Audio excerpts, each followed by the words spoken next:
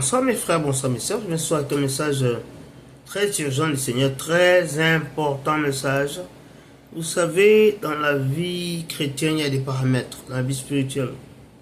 Et l'arrogance, l'orgueil, la jalousie, tout ça, ce sont des péchés des gens qui veulent être mieux que les autres, qui sont en fait pas humbles, qui sont très arrogants.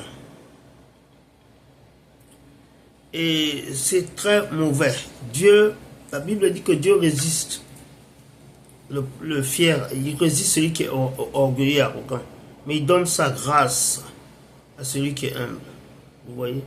L'humilité, c'est une des plus grandes qualités qu'un être humain peut posséder. Et Jésus m'a dit de vous le dire, que celui qui est humble, il va hériter même la terre, il aura des biens. Vous voyez? Et il connaîtra aussi en plus la paix. Les gens humbles héritent beaucoup de choses. Les arrogants, ce n'est pas bon. L'arrogance, ce n'est pas bon. Voilà. Dans le livre de Psaume, chapitre 37 et verset 11, il est dit que celui qui est humble il va hériter la terre. Même, il aura des biens matériels. Mais, et aussi, il connaîtra une paix abondance. Ce n'est pas une petite paix, une paix abondance. Tu sais, les gens pensent que c'est les diplômes, c'est ça, c'est ça. Ce qui donne à une personne d'être élevée, c'est son humilité. Très important. Il n'y a rien de plus précieux que l'humilité. Mes frères, mes soeurs. Si vous avez des oreilles, écoutez très bien. Maintenant, si quelqu'un ne connaît pas Jésus, je vais avoir le privilège de vous réconcilier avec lui. Répétez avec moi, dites, Seigneur Jésus, viens dans ma vie. Deviens mon Seigneur et mon Sauveur personnel. Seigneur, merci pour mon nom qui est maintenant écrit dans le livre de la vie.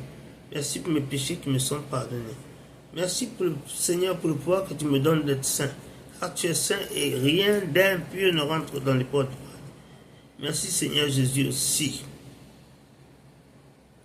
pour le fait que tu me donnes de devenir humble. Donne-moi l'humilité, cette qualité-là, qui me donne la faveur avec toi et la faveur sur la terre, qui me donne d'être béni sur la terre.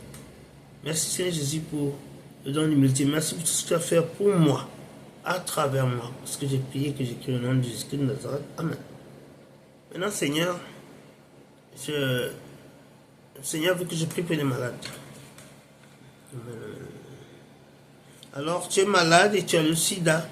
Et tu es très malade, tu es tellement maigri que tu penses que tu vas mourir. Mais je dis que le sida, ce n'est pas une sentence de mort, parce qu'avec Jésus, Jésus guérit le sida. Reçois ta guérison maintenant, au nom de Jésus-Christ de Nazareth.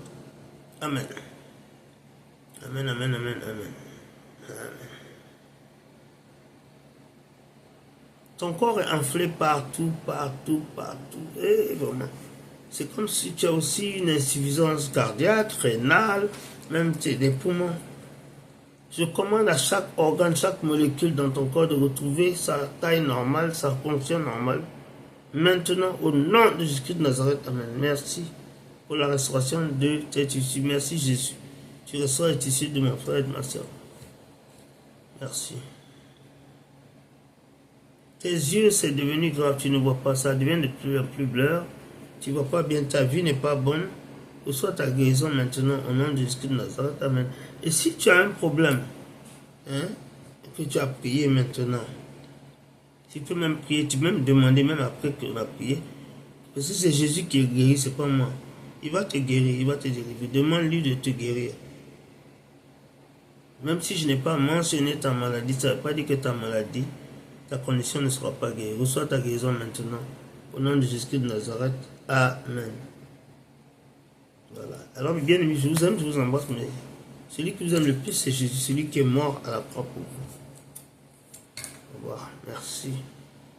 Demeurez éternellement bénis. Amen.